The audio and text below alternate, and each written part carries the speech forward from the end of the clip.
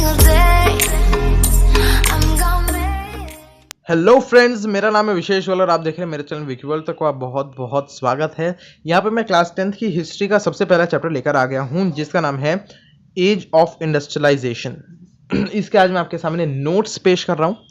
तो फिर अगर आपको इंग्लिश, हिंदी, साइंस, एसएसटी इन सब चीज़ों की वीडियो चाहिए तो हमारे चैनल से बने रहिए, क्योंकि हम आपको ये वीडियो देते रहते हैं। तो इसलिए चैनल को सब्सक्राइब भी कर दीजिएगा, बेल आइकन को भी दबा दीजिएगा। तो चलिए फिर बिना टाइम वेस्ट किए जल्दी से शुरू करते हैं। तो सबसे पहला टॉपिक है before the industrial revolution. Proto-industrialization was a phase when there was large-scale industrial production for an international market, which was not based on factories.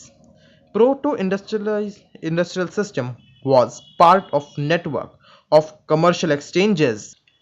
Next topic, the coming up of the factory. By the 1730s, the earliest factories in England came up. The first symbol of the new era was cotton. A series of inventions in the 18th century increased the efficiency of each step of production process. Richard Arkwright created the cotton mill. अगला topic है the pace of industrial change. How rapid was the process of industrialization? The most dynamic industries in Britain were clearly cotton and metals. The new industries could not easily displace traditional industries.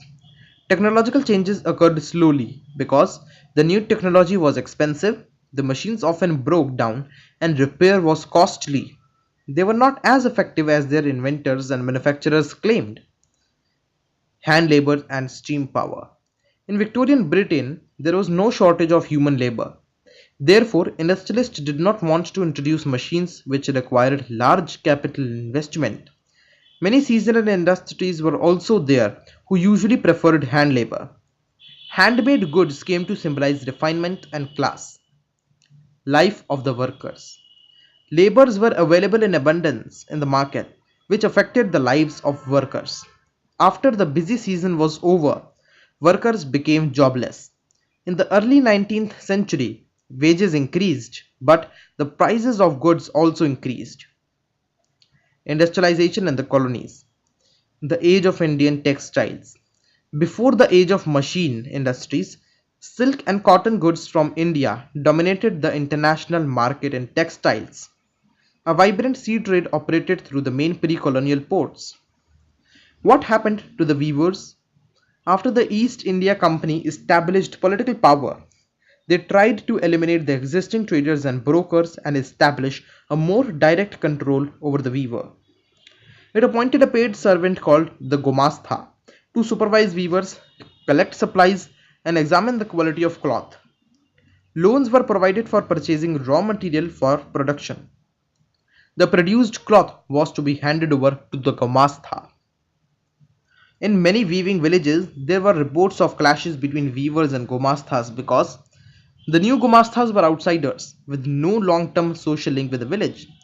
The price weavers received from the company was miserably low.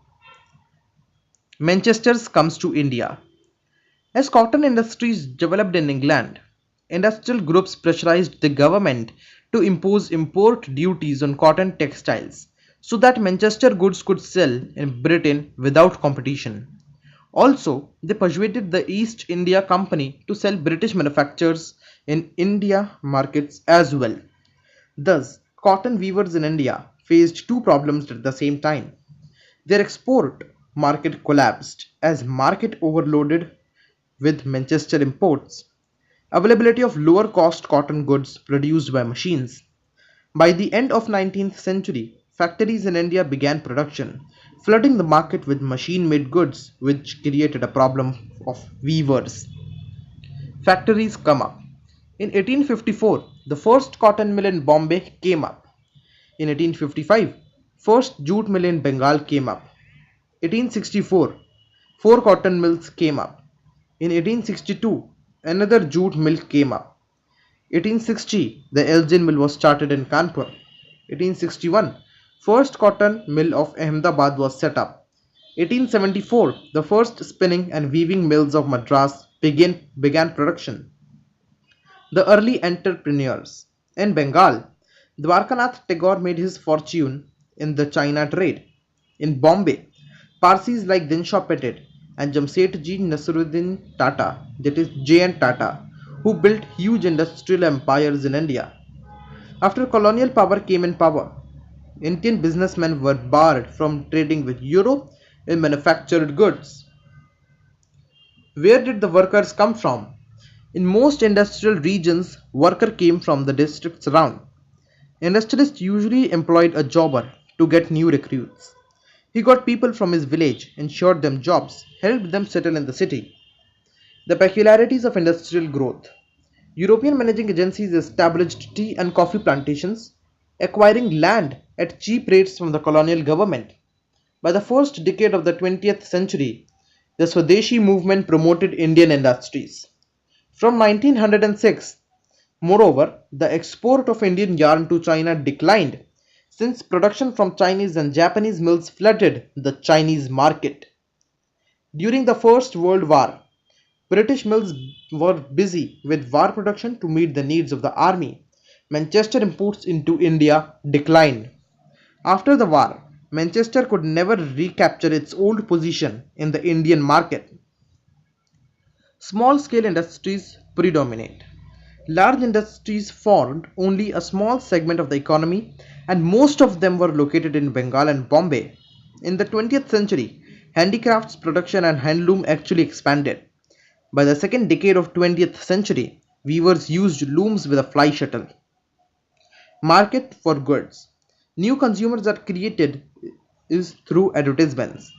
Advertisements appear in newspaper, magazines, hoarding, street wall, television screens. Advertisements became a vehicle of nationalist message of Swadeshi.